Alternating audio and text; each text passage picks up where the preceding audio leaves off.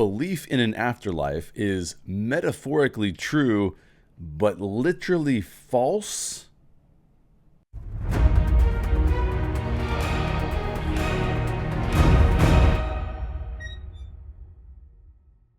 That statement was made by the ever-controversial Bret Weinstein on his podcast. A bold statement, to be sure, but Jordan Peterson's response proved even more fascinating. And if you're a storyteller, it's worth digging deeper into this philosophical conversation about storytelling and the nature of truth. I'm Jay Sherer, and this is the Art of Storytelling YouTube channel, which is part of the Story Geeks network. And today we're asking the question, what do evolution and religion have to do with storytelling? The YouTube algorithm suggested that I watch a conversation between evolutionary biologist Bret Weinstein and psychologist Jordan Peterson, both controversial, thought-provoking philosophers, or if you have a strong dislike of them, two long-winded guys on a podcast. But whether or not you like them or hate them, this discussion has important implications for storytellers because they delve into human evolution, religion, and the power of storytelling. So what do evolution and religion have to do with storytelling? Maybe everything. Weinstein and Peterson's full conversation covers a variety of topics, but I'm going to focus in on their thoughts about storytelling. In order to do that effectively without you having to listen to their entire show, I do need to set up their conversation for you. From the jump, Jordan and Bret launch into their theories on evolution and consciousness, which leads them down a path of noting the differences between animals and humans. The key takeaway here is that they agree on the first discussion point. One of the notable attributes that separates humans from the rest of the animal kingdom is the unique way in which humans are able to delay gratification. In other words, when given the choice between instant gratification, let's say the taste bud satisfaction and sugar rush of eating a Twinkie, or delayed gratification, having six-pack abs for this coming summer, humans are capable of making a value judgment and delaying their gratification in order to achieve the bigger goal. This is my example, by the way, because I like Twinkies. In this case, eating a Twinkie is easy and washboard abs are hard. I swear there's a storytelling connection coming here, but I have to set up a bit more of their argument first before I can get there. Bret Weinstein and Jordan Peterson agree delayed gratification separates human beings from animals, which brings Bret to his next, more controversial point. The human capability to delay gratification is the reason why humans form beliefs in an afterlife. Because you or I can say no to Twinkies and get washboard abs, you can also delay instant gratification while you're living so that you can attain a superior afterlife. In other words, your religion is based entirely on evolutionary biology. Religion, most notably religious beliefs in an afterlife, is an extreme form of our unique human ability to delay gratification. As an example, if human beings choose not to commit sins here on earth, which would be instant earthly gratification, while they're alive, they'll receive something far better when they die, a better afterlife, delayed heavenly gratification. Now, I'm using some Judeo-Christian terms here just as an example of terms, but you can apply this to other beliefs in afterlives as well, although not all of them apply, which is a good point that my friend Malachi Ward brought out about this specific conversation. So shout out to Malachi. Bret Weinstein and Jordan Peterson have now presented 2 points. One, human beings are unique and have the ability to delay gratification.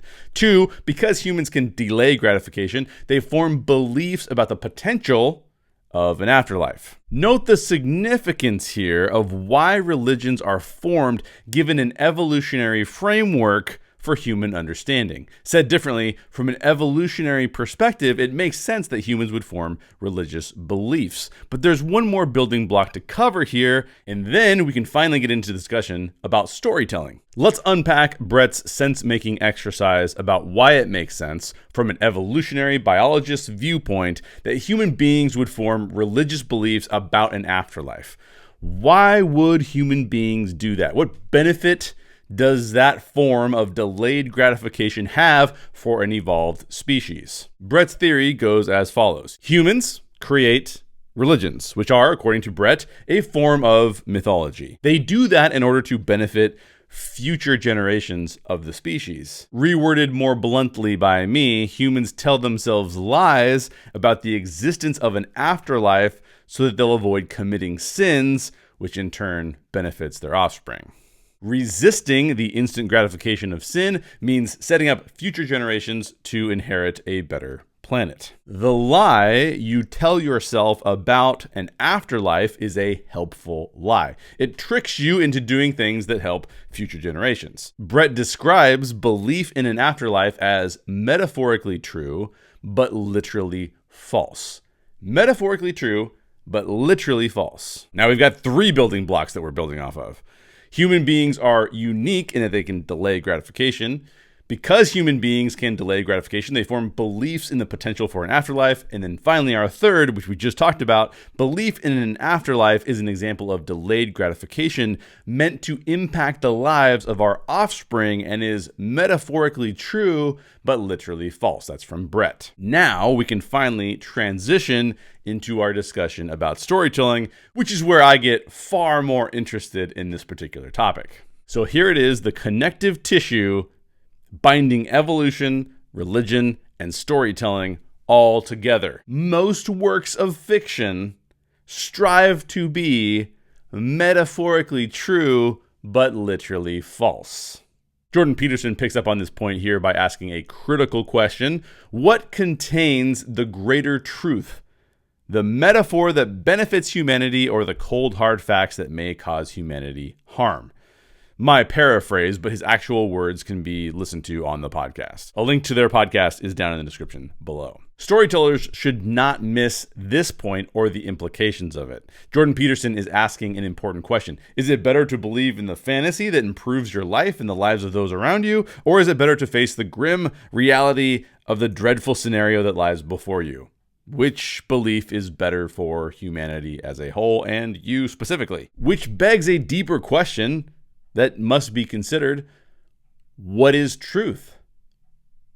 Do facts that offer nothing more than cold comfort, a better knowledge of reality perhaps, but that paint a bleak, despairing future, do those facts contain more truth than a belief in a fantasy world that actually furthers the species? Which truth is superior? The implication for storytellers is striking. How do we approach the art of storytelling given the implication that storytelling itself could be a higher form of truth? Let that sink in for a minute. Is storytelling a higher form of truth?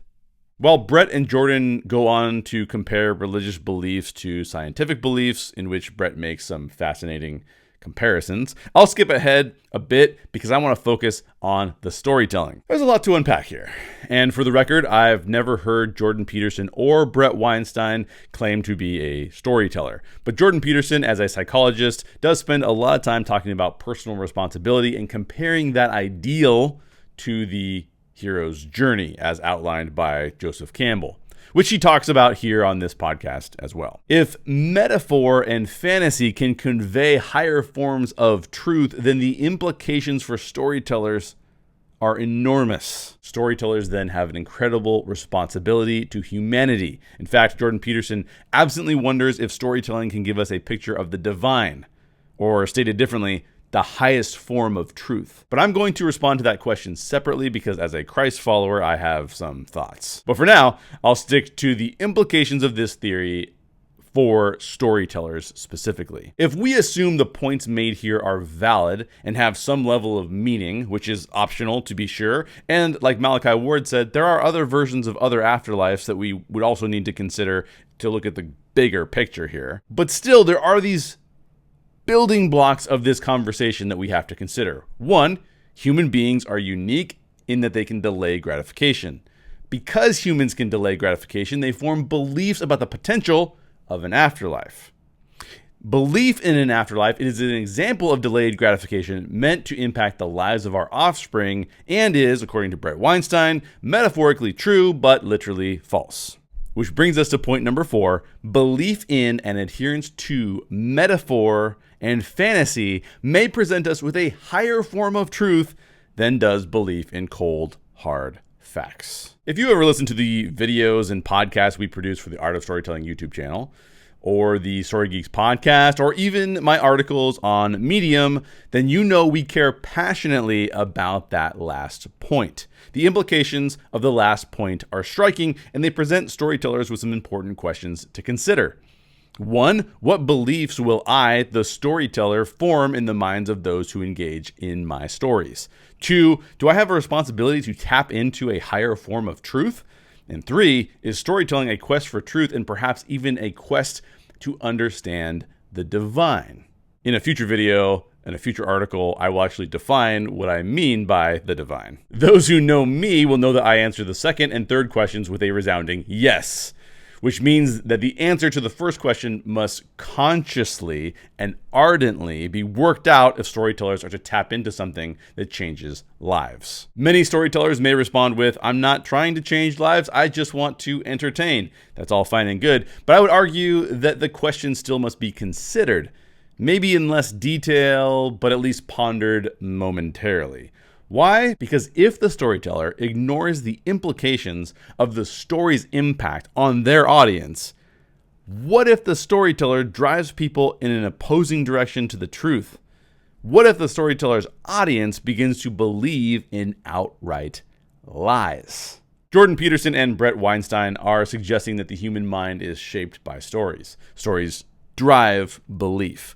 What stories are feeding your belief system? And are those stories improving your life and the lives of those around you, or are they causing harm? If you're a storyteller, would you accept driving your audience in a direction that causes harm, either to the individual or to the community at large?